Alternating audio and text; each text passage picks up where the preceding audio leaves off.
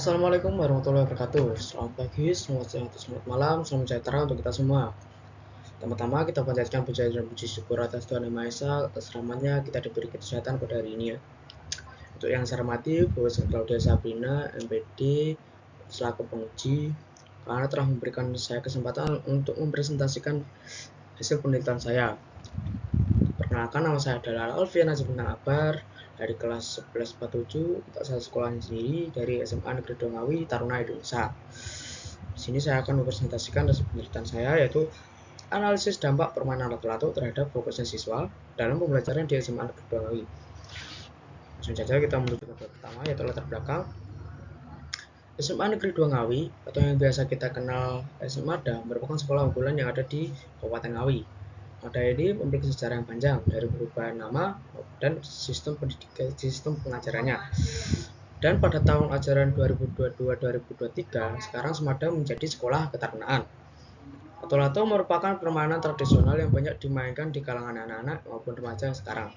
Permainan ini dulu sering disebut adalah knock-knock yang berasal dari benua Amerika. Permainan ini sempat ngetren pada tahun 70-an dan sempat dihentikan karena bahan yang terbuat dari kaca dapat membahayakan sang pemain. Permainan ini memiliki dampak positif dan negatif dalam pembelajaran. Untuk dalam pembelajaran, yaitu dampak positif dalam pembelajaran sendiri, yaitu itu di kalangan dapat dijadikan media pembelajaran. Permainan ini menganut saintifik khususnya dalam ilmu fisika. Lalu untuk dampak negatifnya, permainan ini jika disalahgunakan bermainnya saat pembelajaran dapat mengganggu fokusnya siswa lainnya karena suaranya berisik, jadi susah fokus. Ini ada bermasalah bagaimanakah dampak permainan lato-lato di SMA Negeri Dongawi. Lalu yang kedua, bagaimanakah faktor-faktor yang menyebabkan kok bisa permainan lato-lato dilarang di SMA Negeri Dongawi.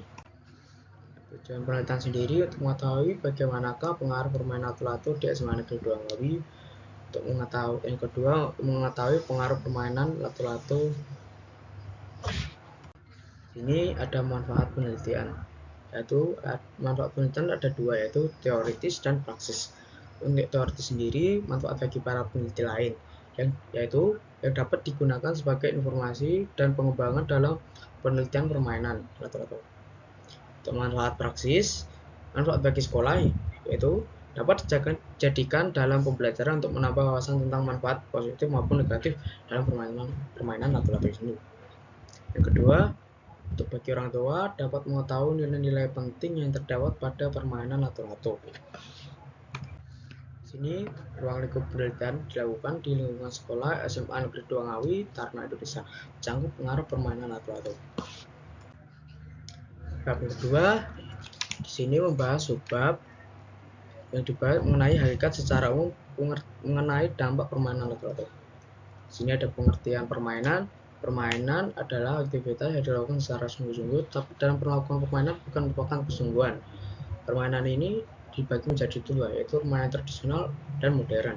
Permainan tradisional adalah permainan yang dari turun-temurun dari nenek moyang, sedangkan permainan modern adalah permainan modifikasi dari permainan tradisional.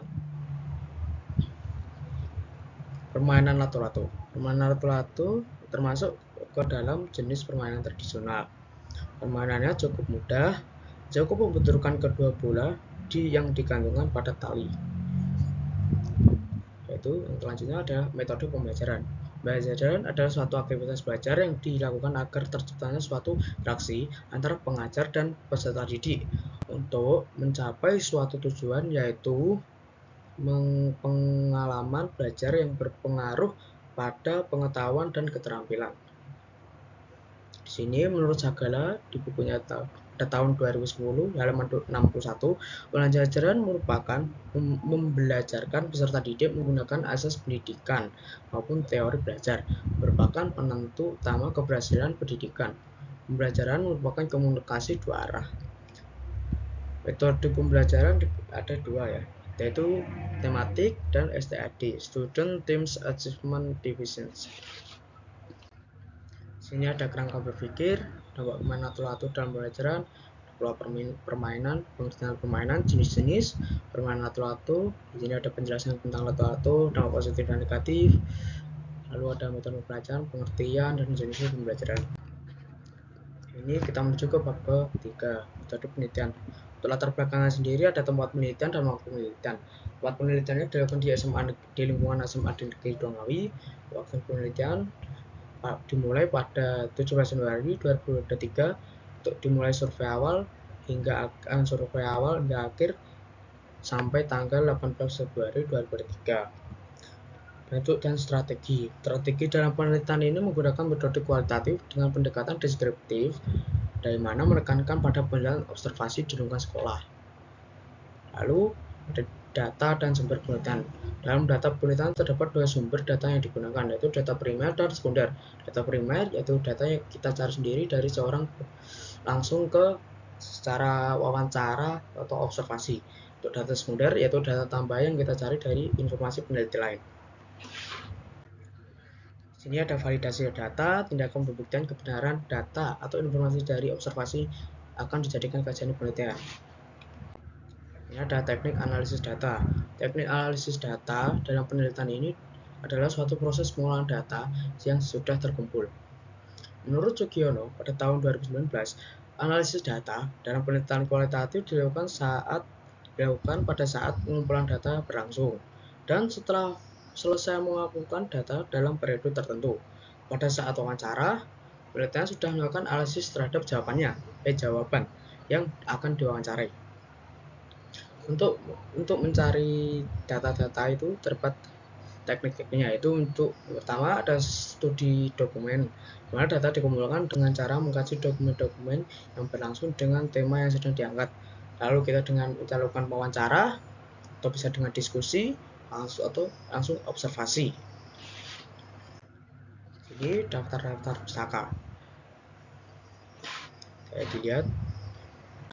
Lalu baik, terima kasih. Sekian presentasi yang bisa saya sampaikan. Assalamualaikum warahmatullahi wabarakatuh.